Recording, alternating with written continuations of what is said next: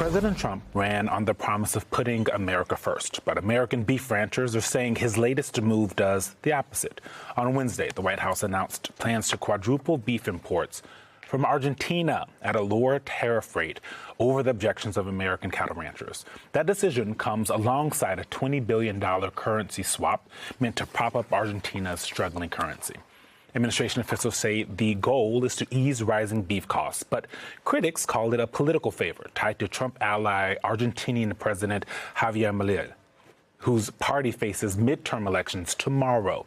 Trump has even threatened to pull U.S. aid if he loses. Meanwhile, back at home, Trump's move is drawing rare pushback from across the political spectrum. Senate Majority Leader John Thune, who represents South Dakota, a major beef-producing state, told Semaphore that while the president says he wants to lower costs, quote, this isn't the way to do it. Here's how American ranchers are responding.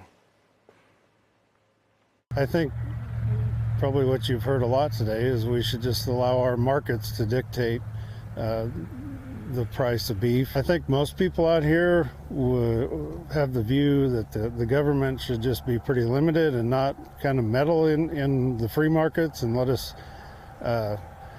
handle it naturally. Well, we are extremely concerned with the plan, but probably more importantly, we are just flat disappointed that this is the approach that the president has taken.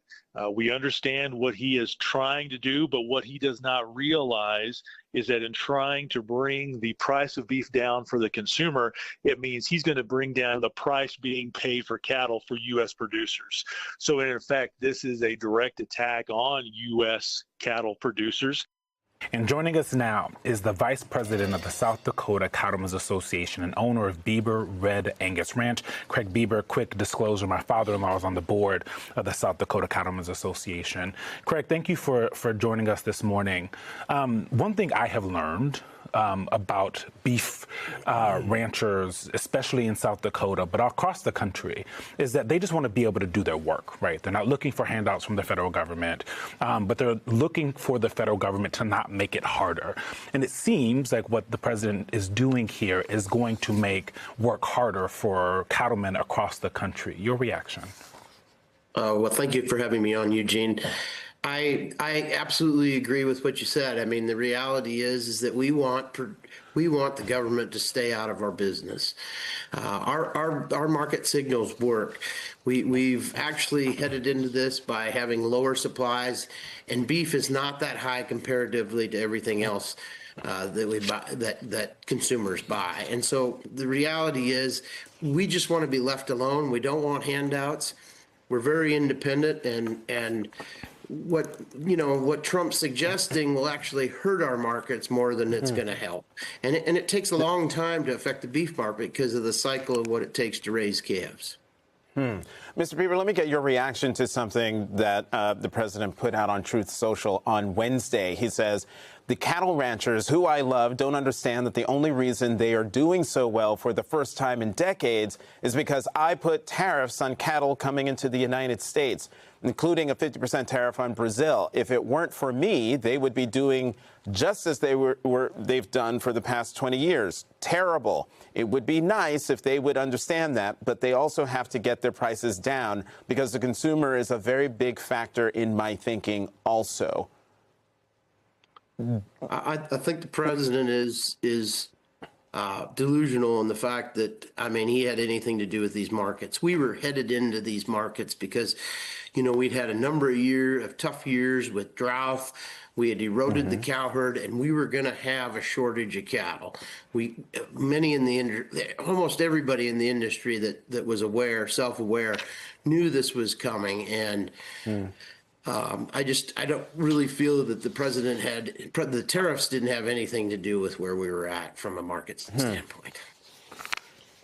Mr. Bieber, I want to now get your response to a different comment from Senator Pete Ricketts, a Republican in Nebraska, who has said he wants to pursue an alternative market-based solution to lower beef prices. I'll get your reaction on the other side. Do you think this move would be a betrayal of Nebraska ranchers who overwhelmingly supported Trump? So we're going to continue to work with the administration with regard to what their policies are and really help them to be able to adopt a market-based solution for bringing beef prices down. But do you think that that move would be a betrayal? So we're going to continue to work with the administration on finding market-based solutions on how we address accomplishing the president's goal with what we know we need to do to be able to protect our farmers and ranchers. So what we saw there was a very diplomatic and polite response from Mr. Ricketts, someone who sort of is a representative of the rest of the Republican Party in being reticent to criticize Donald Trump on the record. What are you hearing in your conversations with Republican lawmakers who seemingly support the position that you have articulated? Yeah, I think they're just consistently moving that message forward that we, cattle producers in the country, and I feel like that's what, the people I've talked to have said is that we want the government to stay out of our business. We're okay with market-based solutions. And I think the things that Senator Ricketts talks about there are exactly what we want, but we just don't need government intervention. Mr. Bieber, I have a question that Eugene planted in my ear. It's a really simple one. Are you going out to do chores after this? As soon as it gets light, we got about 2,500 head of cattle to get fed. So yes, he looks very bundled up. I know what that outfit looks like, sir. Craig Bieber, thank you so much. Thank you for coming to the weekend. Well, thank you.